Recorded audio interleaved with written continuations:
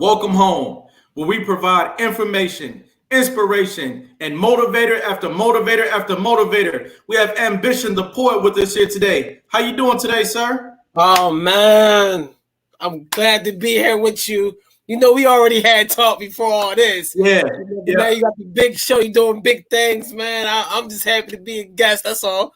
Right. Well, today we're going to have a conversation that's going to let our viewers know why you're such a great guest for today's show. And I want to thank you for being here. I want to thank you for taking time out of your busy schedule to join us here as well. Because from what I see out of you, you're a very busy person as well, a very creative person, and you always make a way. You're somebody who finds a way and makes a way, and I appreciate that. I appreciate that in you. So, where are you located at? Where are you from? Well, I'm originally from Philadelphia, but I really was raised in Sicklerville, New Jersey. As you know, we're going to talk about my foster care story on how I made the transition from Philadelphia to Sicklerville, New Jersey. But I was raised in Sicklerville, New Jersey, in South Jersey. Yep. Okay, wow. So, okay, out of that, where were you actually born? Philadelphia. Yep. North Philadelphia. Okay. The last foster home that I remember was in Nicetown on Small Grant Street. So the last place I physically remember was North Philly, Nicetown. Okay. Yeah. What age did you actually go into foster care? So you're talking about I was in foster care probably more than likely my papers are saying about the age of 2, all the way up into I didn't get adopted until about 13, 14. Wow. And then my mom adopted me. But yeah, I basically was in foster care until I literally got with my the mother that adopted me, Mrs. Pinckney, who really took me in and adopted me and took me as her own. Yeah. Right. I wanna slow it down and I want to dissect this era of your life so that we can all understand where you actually came from. Okay. Talk to me about what foster care was like for you as early as you can remember. What did it smell like? What did it taste like? Who was there? Right? Talk to me. So for me, it was very interesting. As you know, I talked through this about my poetry, and it's really interesting. I'm glad you asked me these questions because this part of the poetry I'm just now getting into. You talk about the way that it smelled. Very interesting. One of the things I remember being in foster care is being nervous on the ride.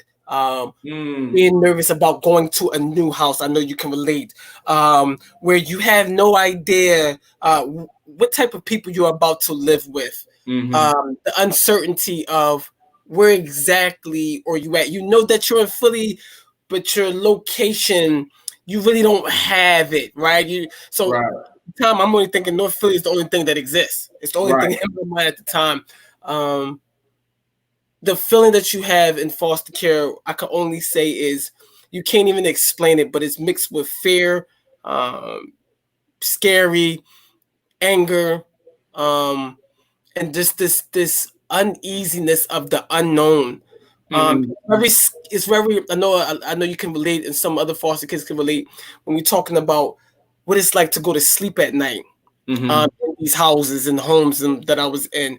And so going through that was a traumatic experience because for me at this time, I start to lose recollection of what do my mom even look like. I literally lost an entire memory of what my mom looked like. So there's a big chunk of I didn't get to meet my mom, I'll talk about that later, until basically 26. And so you're talking about a long gap in that small childhood frame. I have no idea what none of my siblings looked like, except for one, and that was my sister, Marlia, at a certain time as I got older. But you're talking about from 0 to about 14, nothing. So it's not just you. You actually have brothers and sisters. Absolutely, it's 6 of us. Wow. Yeah, and I'm the youngest. So I was the last one to be put into foster care. So there was no. Some people usually go in foster care with a sibling. That's not the case with me. Yeah. So it was just me and just trying to figure that out and being in North Philly and trying to understand. And social workers are being upfront with me though. I was very aware that I was in foster care. I was very Right. aware that I am going from house to house at the later ages and really have to So understand. when you first went into foster care, you went in by yourself. Is that what you're saying to me? That's correct. Mm-hmm.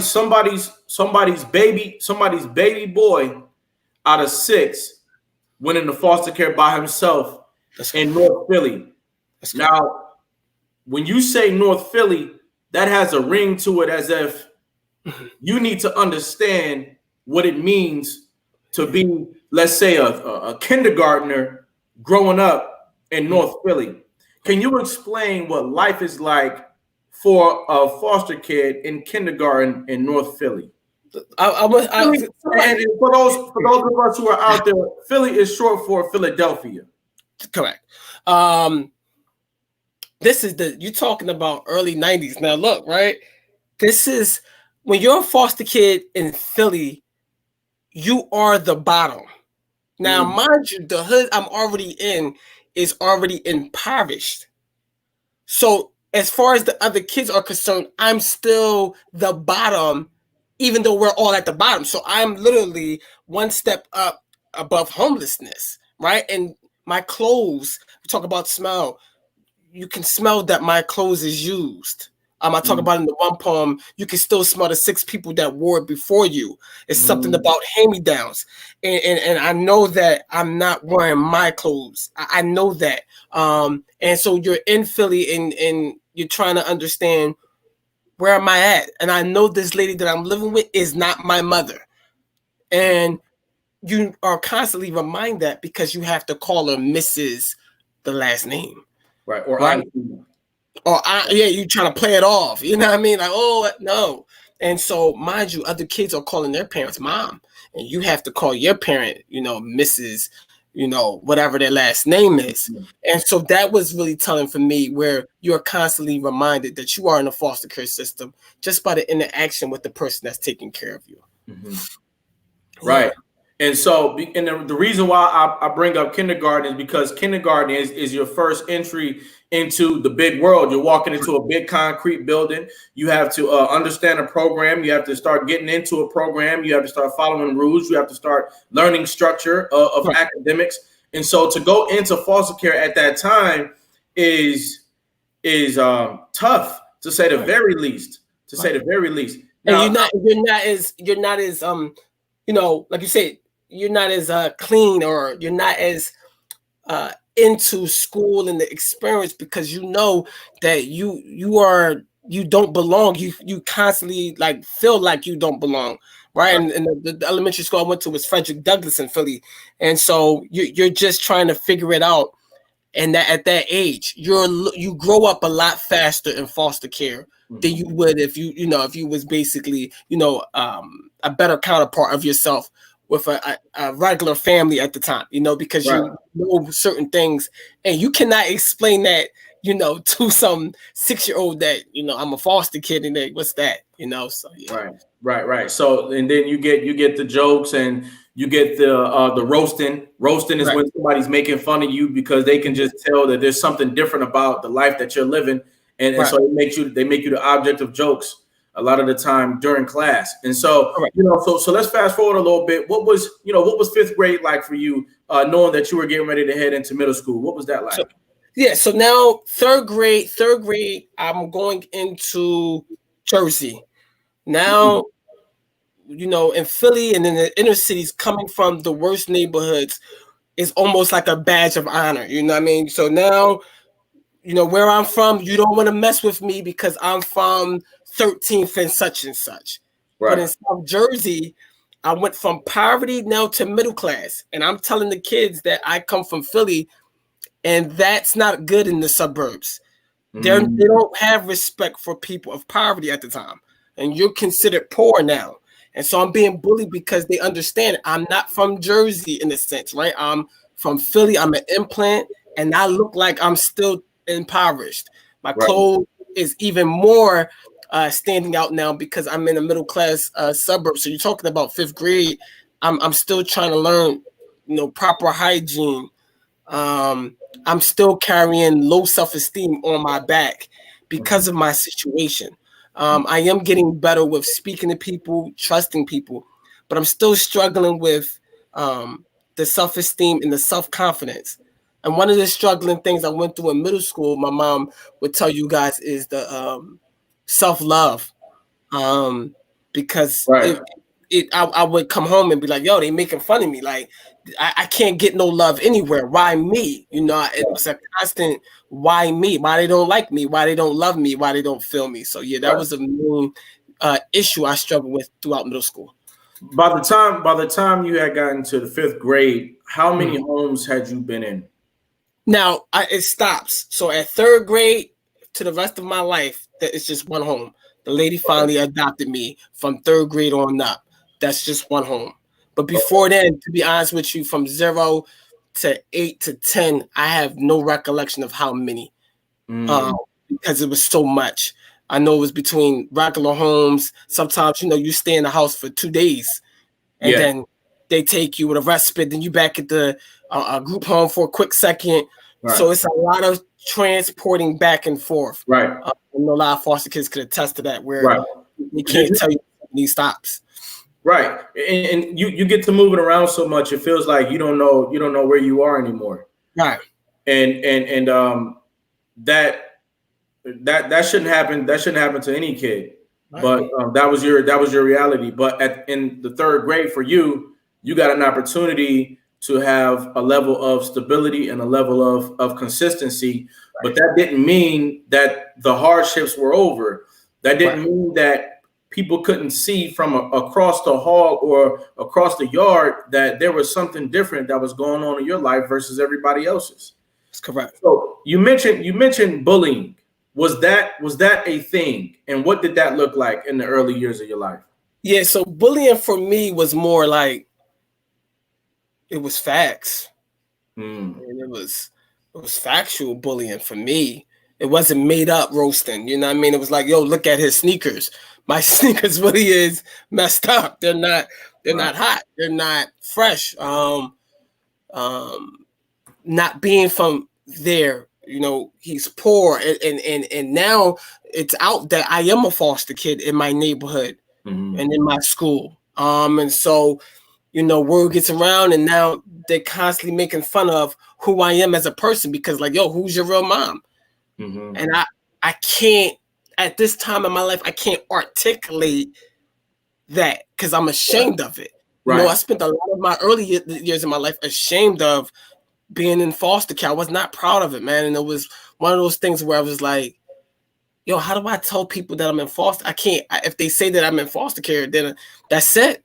And so you're getting bullied about your clothes. You're getting bullied because I don't sound like them. I still have the Philly type of like flow on me.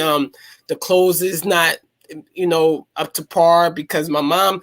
I mean, they're clean clothes, but they're just not, of Right. style. They're not fitting. They're not fitting. They're not up to par with the times. And, Right. There's no Jordans. There's no Fubu at the time was high or first down. You don't got that. You got the old Jordache jeans, and that's it. right. And so That's it. that's it, right? And I'm trying to work it through it. Right. And so bullying for me was factual, and it was a You struggle know. to understand fitting in, a middle class suburb coming from, North Philly at that time, still trying to fit in. I for those of us who don't know out there, I actually went through foster care myself. I was in foster care for 8.5 years, and I went through 5 different placements. Each of those placements was long enough for me to have a experience there that I can actually talk about. And so, in a sense, I could say I've lived several different lives as a result of my experience in foster care. And when I was in my school years, I remember sitting in class and a social worker would peek their head in and say, "Hey, Cedric, we gotta go." And the next week it would be a different social worker peeking their head in the classroom and say, "Hey, Cedric, let's go." And so the students start saying, "Hey, these people aren't your mother. Who are these random people coming and pulling you out of class?" And then there was also this. One day I'm in lunch, I'm in the cafeteria, and everybody's talking in the cafeteria. And one of the kids says, "Hey, I saw you in this foster care adoption magazine. It was on my living room table yesterday. I saw you in a foster care adoption magazine."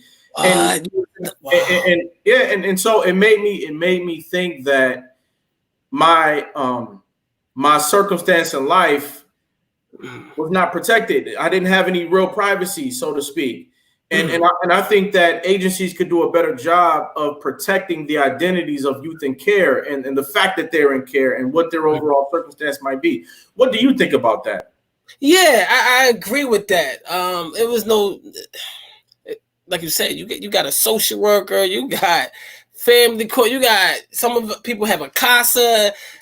Yo, you have like a whole team of people, and I understand they have different jobs, but it's very interesting trying to, as a kid, explain the different people that's coming to visit you in school, in your, like now in foster care. As me growing up, you had to go to therapy. And so kids are like, "Yo, where you going? I gotta go to therapy. Why?" What I'm gonna say, you know, Right. no, it's like physical. I'm lying about my therapy because as a, you have all these different things you have to visit. You know, you're gonna tell your social worker, your friends, you go to the agency for the weekend. My mom used to drop me off at the agency on the weekends to interact with other foster kids. I can't tell my neighborhood friends that I'm going to the agency I was adopted from to chill with other kids. It's a difficult situation. So yeah. They got to do a better job, I think. Yeah. There's no understanding. There's no understanding by your peers of what you're actually going through. Right. Absolutely. I agree with that. And it's hard because now you, like you said, as a kid, you're trying to explain everything. You know, and it's very difficult to explain everything. Yo, your mom, one of the biggest things what took me was, and I write in the poetry is about, yo, your mom don't look like you. You know, my mom is like, you know, she's 70 now. And so imagine me, and my mom is not, you know, looking like me or the age. And so people are like, what's going on? That ain't really your mom, is it? And I'm like, you know, I come out and like, yeah, that's not my mom. You know, but why not? I'm like, I can't really get into that because I'm in school. I'm trying to do school, not explain my adoption papers. You know what I mean? So, yeah. But these years of your life are stoking an internal fire in you, aren't they? Yeah. Talk about that fire. Talk about that fire. Wow. Because the reason why I want you to talk about that fire is because that fire is one of the most high valued attributes of any individual on planet Earth is to have that fire and to have that fire rolling and hot. But that fire doesn't just come from an artificial experience in life. Nah, it creates that fire comes from traumatic or dramatic, deeply inspiring, whether it be from a positive or negative perspective. Experience is what builds that fire. Now, can you talk about yours? Yeah, I think it's the same thing when we talked before and what you're doing. For some of us, our experiences in foster care and all, it builds resiliency. You know, it's like a unauthorized, resilient beast inside of us, because when you come from and you understand that you really come from nothing, not nothing in the sense like poverty, but like, yo, there is really, you know, I could choose to be what my parents were, right? On drugs. I could be nothing and be like, yo, I'm a statistic, you know, hey, you know, the chances of me becoming anything successful is highly unusual. And so it started to build on me at a young age. Like, yo, they saying that I don't belong here. They saying that I'm not from here. They saying that I'm dusty, I'm dirty, I'm ashy.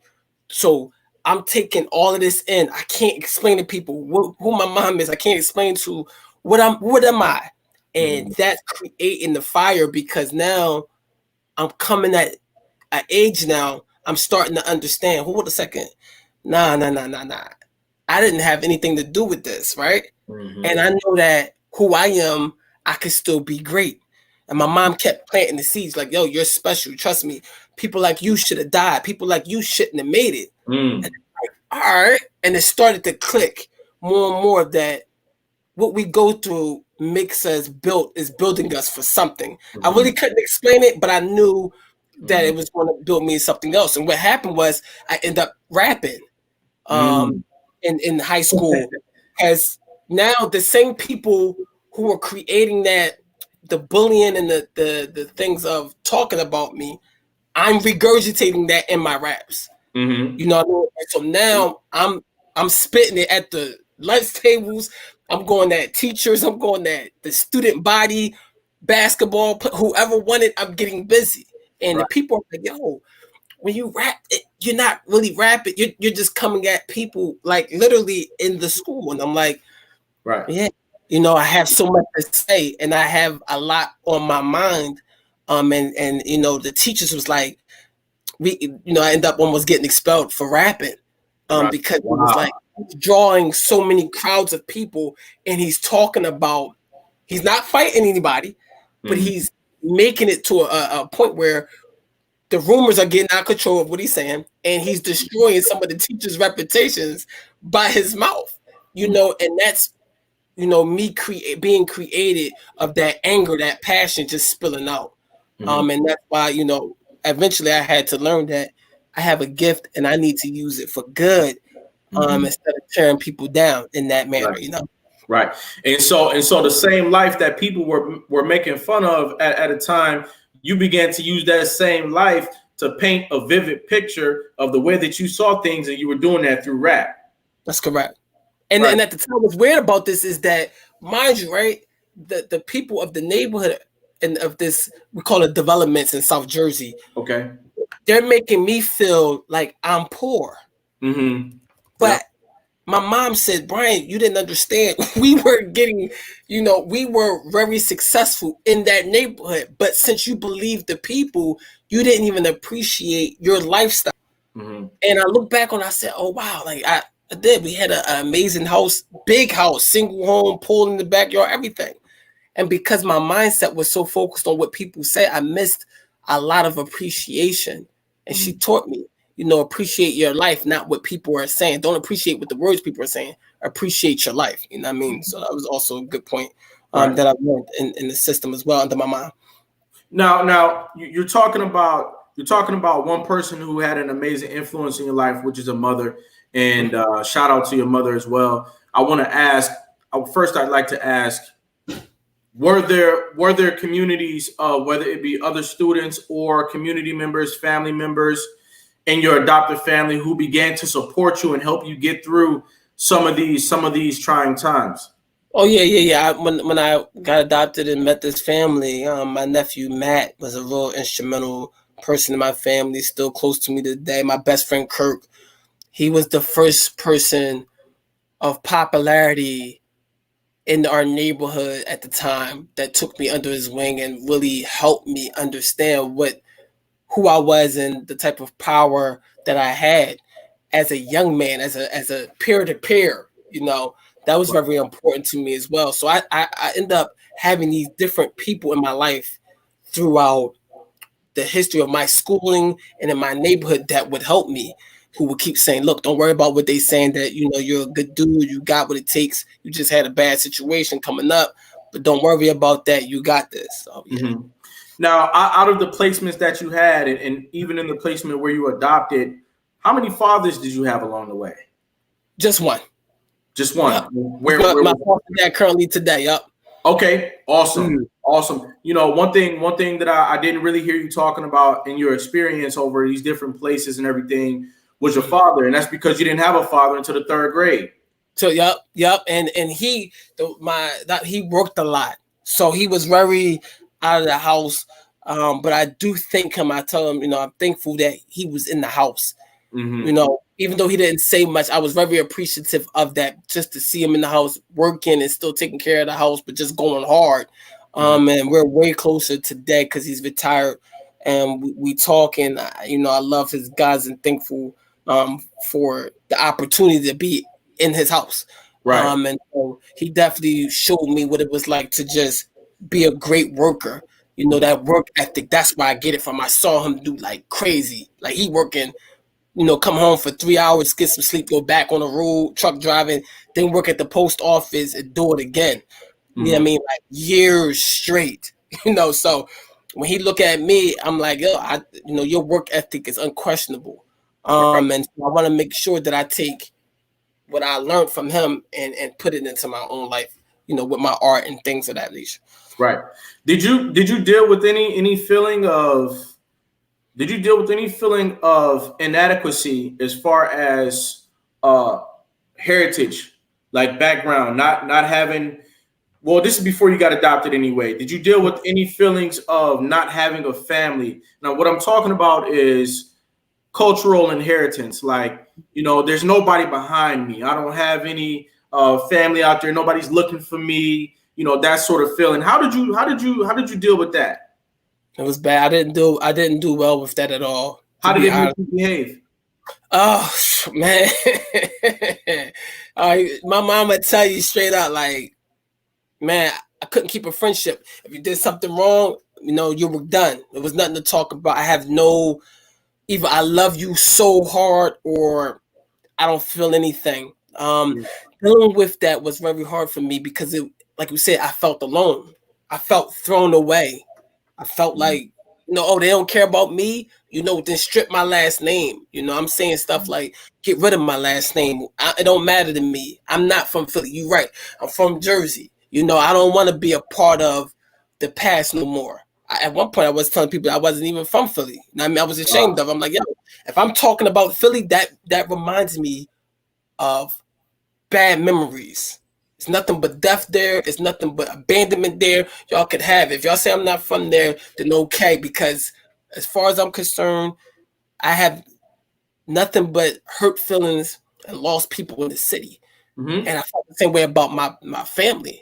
I'm like, yo, you ain't look for me. Where y'all was at? Right. Where? I'm asking the social worker, tell me, did they look for me? And we would have visitations for my mom to come, and you would sit in this this, they would have visitations, and the social worker as well can supervise it.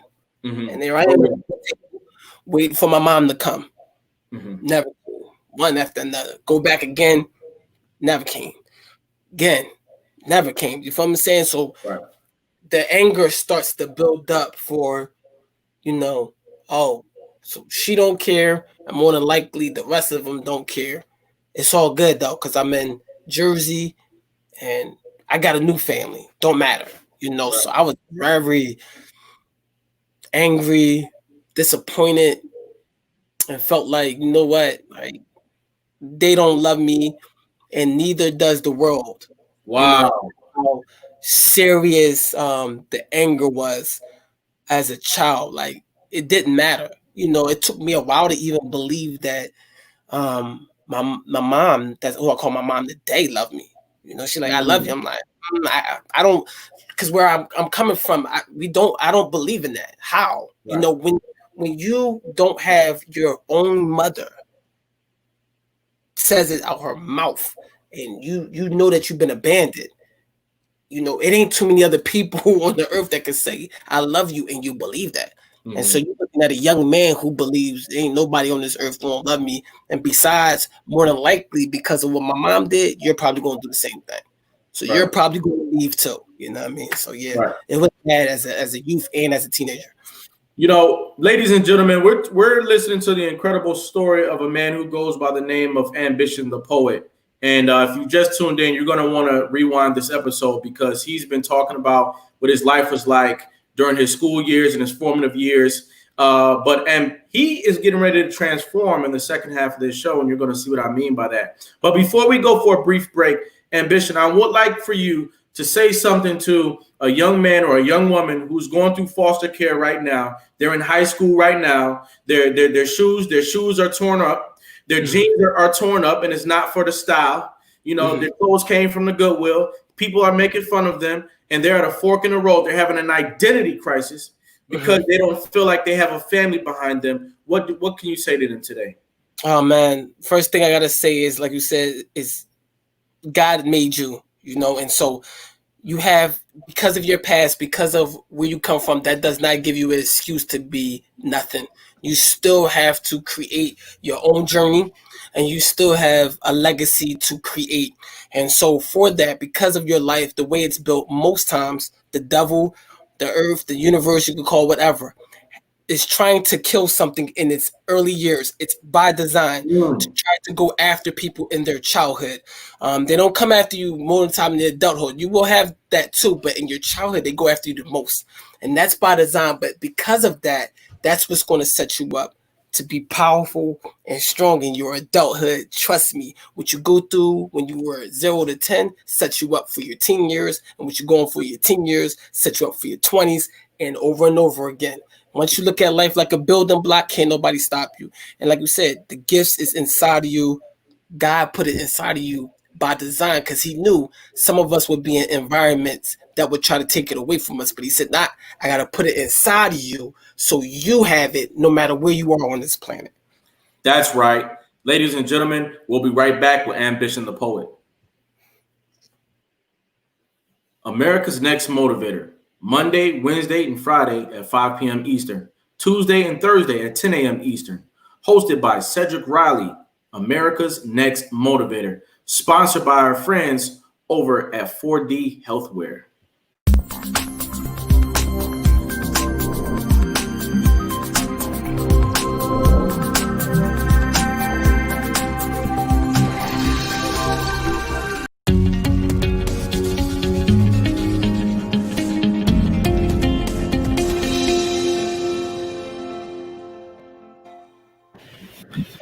And we're back.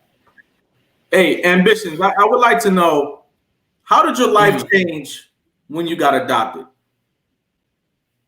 Man, it was a great, man, it was like, finally.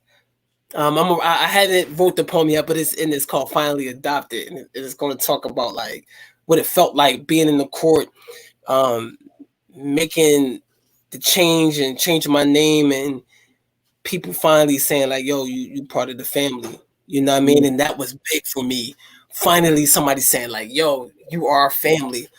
Foster care is rough, man, because you just really want somebody to be like, "Yo, you family," you know, and not it's just to stop and we're gonna keep it moving.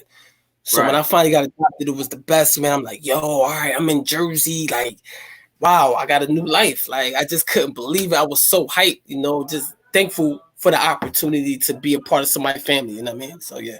You got a whole new mindset at that time. Yeah, because now it's like, all right, this is my fam. They got me. My brother said they got me. Right. All right, I'm good. You know, and finally I get a chance to say, this is my family, man. And like, I got somebody that said that they love me. And they said, regardless, they not going nowhere. For me, that was like, thank you, God. Right. And now did that change in your life? Did it make you believe that now you could grow? Talk about that. Yeah, it made me happy, man, because it was just like, yo, I got a second chance at being somebody else's family. I got a second chance of being around people that's saying, yo, we want you here. We want you a part of us now, you know? And so that was really life-changing for me. So you're still struggling with some of the past, but now you're given a second chance, second family. And family is really more the relationships, you know, and just building with people. And they all telling me that, look, I'm here, you know, and no matter what, you are bro. And they treated me like that the entire time. So I never felt out of place with them. You know what I mean? And I was really thankful. I always appreciate them for doing that. I never felt out of place, not one time. So yeah. What did you learn? What did you learn about family itself when you got adopted? Wow. Love through it all. See, when you have a broken family member, the family is supposed to be extensively finding resources and fighting for the broken link of that family. So I learned something in my family where I seen we got my mom. We have I have a foster brother that's not doing well. He's just not doing well. She still talks to him, even though he gets locked up a lot. He's on drugs and he has some issues, but she still talks to him. We have some other issues in the family, but my mom and the rest of the family is like, yeah, but we still got him. You know, if he comes back, we got him. We a little crazy. Right. We still got him. And I learned other families, Yeah, I learned about my friend Kirk, his best friend. I ended up getting attached to his family, the Phillips. They the same way. Yeah, we got a crazy uncle, but if he need us, we got him. Right. And I learned that family is not perfect because this family I got two got the same issues. Got some on drugs, got some a little violent, got some a little crazy. But the difference was somebody said, "You are family, Yeah. and if we gotta put at this house or you gotta live with this person, um, can we find a friend of a family? Mm-hmm. We are going to find someone for you, somebody to have your back." Mm-hmm. That was the one thing I think I learned the most about family after I got there. That it's supposed to go to the intimate level, to back the people of it. And so that was one of the life changing things I learned, and that somebody can love you that's a stranger. I Mm. couldn't believe that my mom would love me or some random people loving me and they're not related to them. The concept just didn't make sense to me. You know what I mean? I'm in Right. foster care. There's no way y'all keep sending me to these homes that these people are going to love me. How is that possible? The people I know that was related to me don't love me. So why would some stranger do it? And my Right. mom taught me love is not the blood; it's the relationship and the overwhelming giving of oneself Mm-hmm. to help somebody, regardless if they did anything for you. You just doing it for them because God has told you, God has blessed you with resources, so you bless somebody else. And so I learned Right. that, and I was just really mind blown that, yo, you gotta love people, even if they don't know you, even if they haven't done anything for you. And that was really impactful for me. Right. And it seems like through it all, you learn the true definition of love in your life, which is a gift, that allows you to claim yourself. When you learn about what love is, then you can really claim yourself. You can really embrace yourself. But Right. before then, before somebody said, "Hey, this is my family," you don't really understand what love is until you feel actually connected to somebody, no matter what. Yeah. And so I'm very thankful. I'm very thankful that you got to experience that in your life, and I'm hopeful for all youth in foster care today that they make meaningful connections in their lives at some point. I'm also sending out positive vibes and positive wishes for your brother out there who's struggling. And I'd like to put a call out there to anybody who might be watching this broadcast in the future or in retrospect, that if you do not feel connected, I want you to reach out to me, Cedric Riley, on Facebook, and I want you to consider becoming a member of the Pride Empowerment Network, because I understand that we need not only motivational media such as what we're doing here today, but we also need networks that we can connect to, and that we can that we can say this is my people no matter what, without a doubt. Absolutely. Without a doubt. And so now you started transforming because your life is different now. Who were you when you graduated high school? Talk about it. Now, so all right, so people have said they pieces about who I am. They, now I got like a chip on my shoulder. Yeah. You know what? Now I came from foster care. The people from Jersey, my neighborhood, said that I'm from Philly, whatever. I struggle. It don't matter now. I get to high school, the same thing happened, but now it's Camden people saying, yo, you really from Sitterville, you from the burbs. And I'm like, oh, no, no, no. I come from a city that you don't know nothing about. And Right. so now the biggest chip on my shoulder, but I made it. I'm like, oh, they said that I wasn't going to, graduate. I did that. And one thing that empowered me to say, like, yo, it doesn't matter what happened to me. I kept the focus. Like, I'm resilient. They can't stop me. Right. Now I just gotta be focused on whatever it is I want to be and really intently go after that. And so that was one of the biggest things I learned. Determination, I got that. That's one of the things I loved about being in foster care. I always tell foster kids one thing we got over everybody else is we got survival instincts. You Mm-hmm. can't buy survival instincts. You can't buy determination. That stuff has to come through, just experience and going through the mud. And so to see that I came from Nicetown and I went through all of that and I still graduated was like, all right, now I'm good. I know I can go after the world now. It's just Right. up to me on how I want to do it. Right. And so is at this point, is this the point where you started getting into poetry? I want to talk about how you became Ambition the Poet. Yeah, so now I go to work. My mom is like, now you gotta go and get a job and show people that you can get a good job. Right. All right, I can do that. So Right. I get a job with PNC Bank, man, and I worked with them for a long time. Thankful for that job. But I'm filling the void because I stopped rapping. Now all I'm trying to do is prove to people that I'm important now. Now I can dress up to go to work now. You know what I mean? Oh, I'm not rapping anymore at this point. I'm Jersey. I mean, I come from a prestigious. And it gets to the point where I'm still rapping. I'm still making these little raps, but I'm at a corporate job. What was your rap name?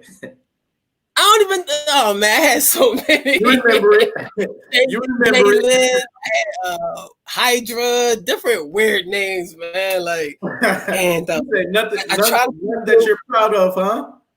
No, I'm proud of. Nah, tried to do this little mixtape, and it didn't work.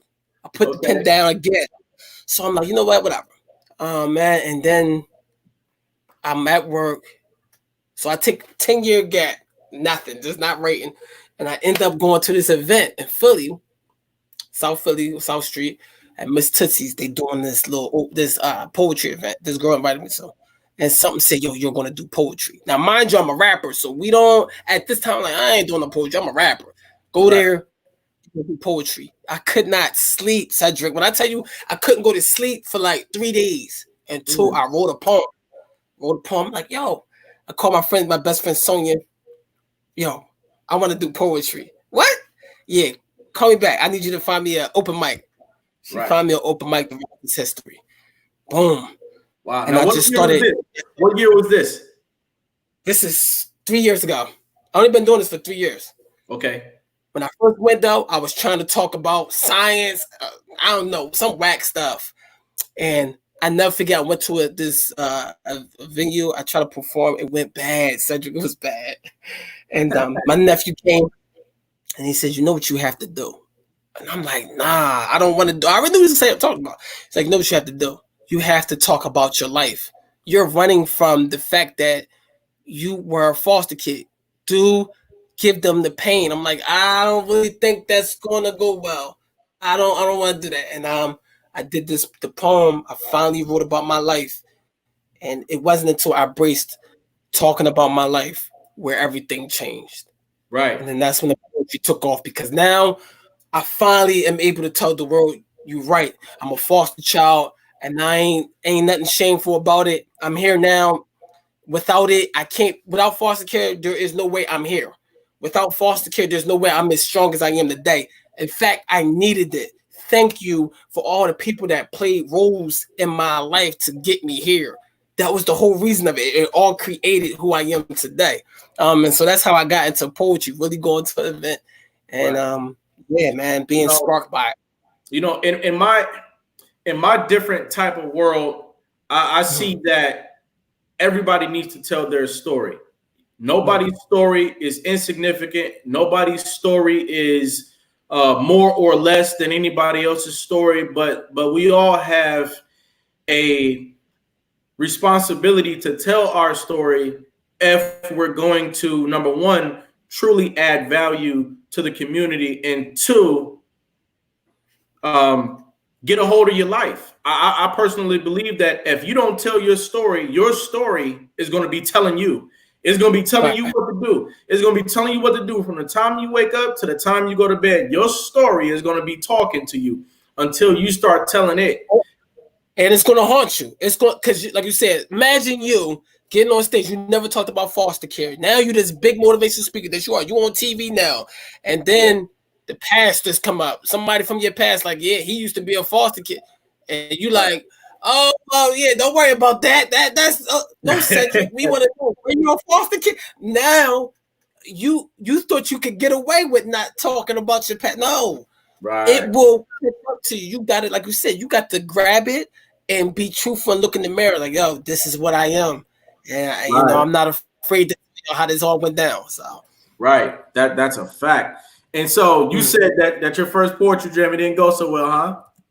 Oh, it was bad, man, and because I wasn't being authentic. I was trying to distance myself away from the art, and that's why I tell a lot of poets, speakers, yo, you gotta tell the story. Why are you running away from the story? What? Right. Oh, I don't want people to. They say that I don't want people to judge me. Yo, listen, they judging you anyway. Right. They judge you anyway. It's nothing you can do about that, you know. So you got to just be ready and be strong and have resilience. Right. We're going to take a comment. Ani King Riley says, it's so much power in sharing your story. It's part of healing. Absolutely. Talk about, absolutely. Yeah, talk about that. Talk about how you felt differently. I mean, were your eyes more open? Were your ears more open? Was your heart a little bit stronger once you told your story? Were you a stronger artist once you told your story? Yeah, it's true. I tell, that's why I tell some people, I'm like, yo, did you ever write a book yet? And they're like, no, I don't want to write a book. And I'm like, so nobody have heard your true story yet? Like, no, I'm like, you probably want to tell that story. Right. It's a lot of garbage. I'm like, yo, listen, true power in all the animes, right. all the cartoons, you know this, right? Yeah. It's not until they face their parents, their dad, or some traumatic experience, and then the power is unleashed. Right. That's really true. The human person is like the cartoon. I learned this. There is no way you can be the ultimate self without attacking and releasing your darkest things of the past. Right. It's no way. You gotta let it go, or you speak it and release it and tell the people, yo, this is what happened. Like, right. Do what you gotta do with this information. Right. That's what was really important. You know who I want to talk to out there in the world today as well? There are people who have had a great life. They come from all different walks of life. A lot of them are white. A lot of them are black. A lot of them are different nationalities. And they think, you know, my life is great. Both of my parents were there. I always ate 4 meals a day. School was good for me. I've had a great career. I don't have a story. What do you say to them? It's impossible. It's impossible. Can't do it. Can't do it. If you get 5 people around you, 5 investigators, and you don't have a story, get 5 people to go through your family, every single thing in your life. Oh, there's something in there. There's something you went through that got you there. That's why I always tell people, do not judge rich people. Do not judge people of money and stature. You have no idea what they went through to get there. Right. And so there is a story, and there's no way people go through life without adversity. They can't. Right. Yep. It's no way. Can't do it. Even as health, they can have a perfect life, but they beat cancer. They have a perfect life, but their daughter died. And if you look through their life, there's certain things that may not happen to them, but happen to them that is connected. Yep. Without a doubt. So everybody has a role to play in the evolution of humanity. It's not just that, you know, foster kids or somebody else had a terrible life, but me, because I had a good life, I can't contribute to that milieu. No, we need to know about what it was like growing up with both parents your whole life. We need to know about what it was like when you were making different types of decisions, because now it's an open environment. Now we're all sharing. And guess what? If your perspective is going to benefit me in life, I need that. Right? Your story is not just for you, it's for the next person, you know, and it makes me feel good to know that somebody sitting next to me didn't go through half of the things that I went through. You know what I mean? Right. And so I want to definitely be all inclusive as we have this discussion. But you, my man, you took things a step further, and then you got into this position. You became Ambitions the Poet. I want to know, would you be willing to share some poetry with us today? Absolutely.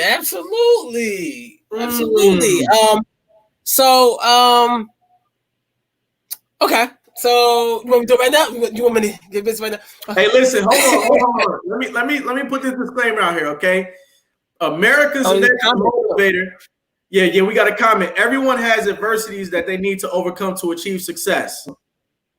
Nobody is excluded from that. And so what we're getting ready to experience, ladies and gentlemen, is Ambitions the Poet is getting ready to share one of his fine pieces of work. My belief is that youth in foster care and young people in general, anybody and everybody who is growing into adulthood, they have something inside of them. And when you share that which is inside of you, it motivates the world, whether it be rap, comedy, art, drama, poetry, how to, whether you're an inventor or a creator of something, or you're just being the very best version of yourself that you can. This platform is meant for you to come out and share that. So right now, our man Ambition is getting ready to share a piece with us. Let's go. And so this is called therapy. I hated foster care. It felt like an Airbnb app for the poverty kids, except for you can't give 5 stars to abusive parents. You can't give tips to a roach-infested house. I hated my used clothes. Hey. Hold on.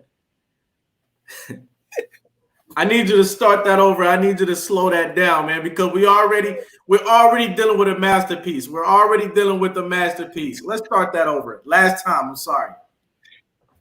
And so this poem is called Therapy. And to walk y'all through it is that I want you to understand that the therapist is asking me questions and I'm responding. Okay. So I'm gonna walk it through a little bit slower, but I'm telling the story of a foster child as the therapist is asking me. I hated foster care. It felt like an Airbnb app for the poverty kids, except for they can't give 5 stars to abusive parents and they can't give tips to a roach-infested house. I hated my used clothes. You could still smell the 6 people that wore it before me. There was something about hand-me-downs. You could still feel the disappointed souls that cried on the collar. I hated my sneakers. They all had that lean. They needed the grandma cane. I always wondered why Foot Locker didn't accept Medicaid. You are now listening to the stories of a foster child. They asked me how I feel about my mother. Well, life gave me an epidural in my tongue so it goes numb every time we're talking about birthing our relationship.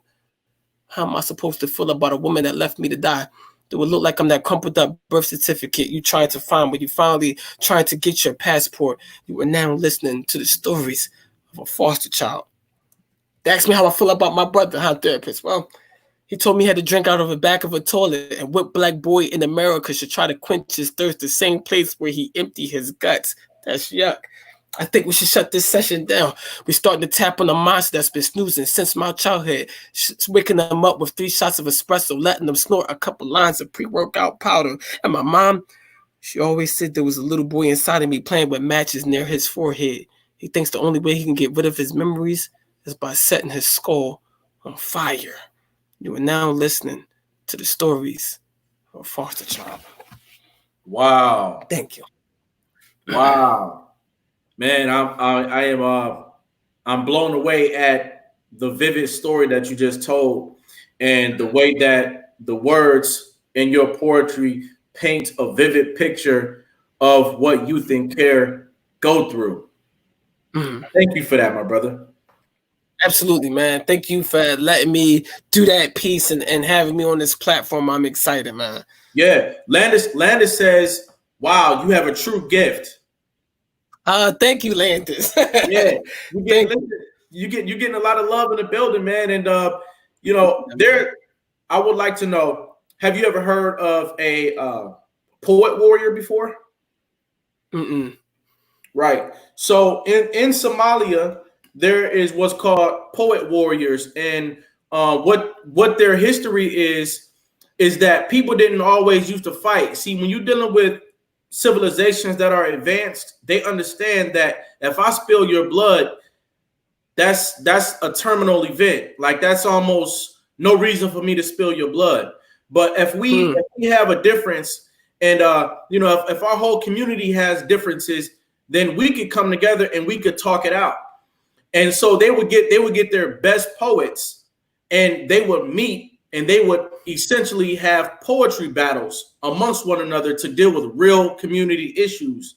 And this is a thousands of years went into this actual piece of heritage. But you know, they're called poet warriors, and you could look them up. Poetry is something that people have done for thousands and thousands and thousands of years. And I want to raise awareness about the fact that historically poetry was used as a way of settling disputes between people, very, very, very serious disputes between communities. Poetry was a way of having war. Poetry was a way of stopping war. You know what I mean? And poetry was a way of garnering respect in your community. And so nice. when you say that you decided to become a poet, that is a historic archetype that you decided to manifest into. And so you're onto a powerful thing. And what would you say to other young poets out there who are trying to get started in poetry? What would be your advice to them? The main thing I will say is that society may not respect your poetry like the other arts, but that's not what you're doing it for. Poetry is supposed to be, and your art is written and created in the dark, which means when I wrote my poem about foster care, I didn't think about who was going to like it. I wrote it because it was in my heart and it spilled out my body onto the paper. And so as long as you stay focused with, are you writing for yourself or are you writing for the people? Remember, it's always self. Write the truth, and the people are going to connect with it. Never feel like you have to change your poetry or your art for someone else. Do what's best for you and be true to it. And you tap into your power, which you already have because God has given it to you. You're going to be good to go. Right. Now tell me, how can people get in touch with you out there? Somebody might want to bring you in for a performance. They might want to bring you in for a virtual broadcast. I know everything's going virtual these days. How can somebody get in touch with you? Oh, easily. I'm on all platforms by Ambition the Poet. You can find me on Facebook, YouTube. My Gmail is Ambition the Poet at Gmail. Google Ambition the Poet. You're going to find me. And so I'm here to help with anything I can, whether it's just, to help you get your poetry, to help you publish a book, whatever. I am here to talk to you and get things done. Got it. Now I need you to answer 3 questions quickly before we go. Everybody that comes on this platform has to answer these 3 questions quickly. It's like a power minute right here. Let's do it. What is success to you? Success is it's not monetary. Success is a belief of oneself achieving a goal that you want it to be. Whether it's getting 10,000 or whether it's getting to a better job or whether it's being a better family member, it's always the betterment of oneself in that particular area in your life. What is greatness to you? Greatness is really the same thing. I would say is tapping into oneself. Whatever it is that you want to be great at, you have this thing called obsession. T.D. Jakes and different motivational speakers talks about obsession, where I like poetry, but I'm in it. I'm all the way down in the roots of poetry, to the writing, the people who did it, to the history, all that. I'm going to go read about the poetry words too. Right. Just that. Okay. Listen, I want to give you a crown today. I want to let you know that what you're doing is admirable and what you're doing is powerful and it is to be respected. I see you out there putting work in. What you're doing is going to inspire somebody. It's going to influence somebody. I want to let you know before any other moment passes in your life that I commend you and I honor you. And I think that you need to keep up the good work. And you, my friend, are one of America's next motivators. Hey, thank you for having me, man. And you know what time it is. I appreciate what you do and being connected. And you're a powerful man yourself. I'm so glad that we connected. And let's definitely work in the future. We got a lot to do. All right. See you guys next time. Thank you. Peace.